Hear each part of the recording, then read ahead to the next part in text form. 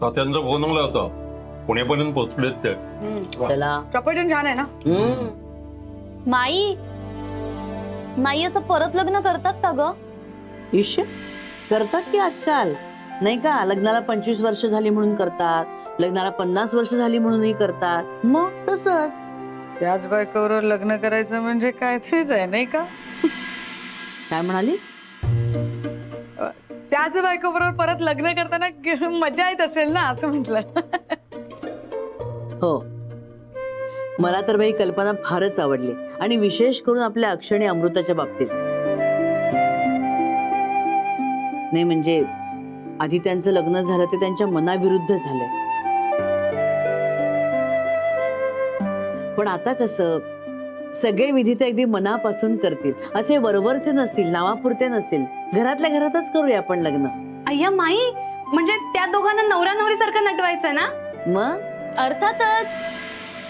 वहिनी, लग्न म्हणजे प्रॉपर लग्न होणार आहे. ए शर्मिष्ठा, म्हणजे आपण पण नटायचं ना? हो. हो हो हो हो हो, तू पण नट, तू पण नट. वसुधा. आणि वहिनी, खूप मजा येणार आहे.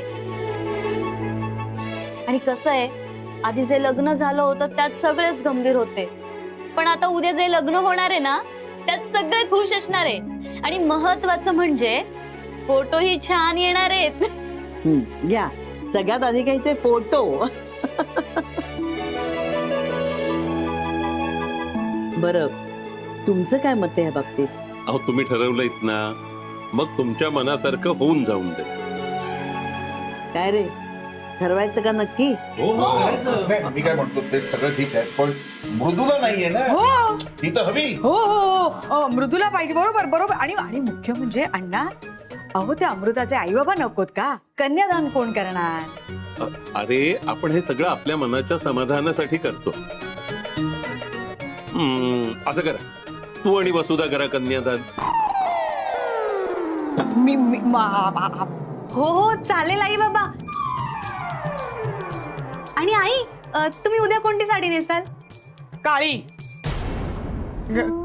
काळी सोडून कुठली? काळं नेसायचं नाहीये, कोणी काही घालायचं नाही काळं बिळ. हा, सांगायला लागतं. भाग्यश्री, अगदी छान नटा सगळ्यांनी, समजलं ना?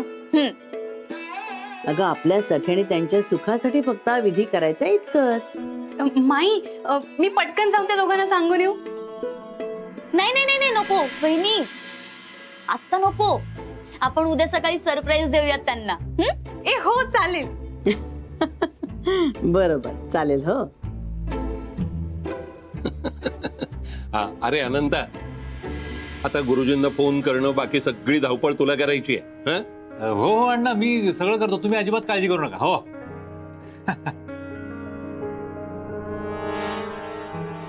आणि ही आहेच मदतीला तुझ्या.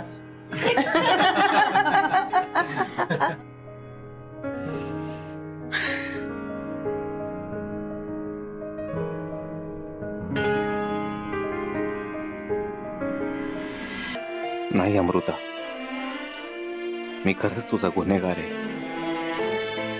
खूप आधीच तुझ्याशी स्पष्ट बोलायला हवं होतं, पण अजूनही वेळ नाही गेली आहे. तुझ्या आनंदासाठी मी काहीही करायला तयार आहे, पण तुझ्या प्रेमात नसताना प्रेमात आहे असं दाखवणं याच्या इतकी मोठी फसवणूक नाही आहे. कोणत्याही परिस्थितीत उद्या मी तुला सगळं सांगणार आहे. उद्या आपण लंचला बाहेर जाऊ. खूप कठीण जाईल मला, पण तरी मी सांगेन तुला की माझं तुझ्यावर प्रेम नाहीये, आणि आपण आता खरंच वेगळं झालं पाहिजे.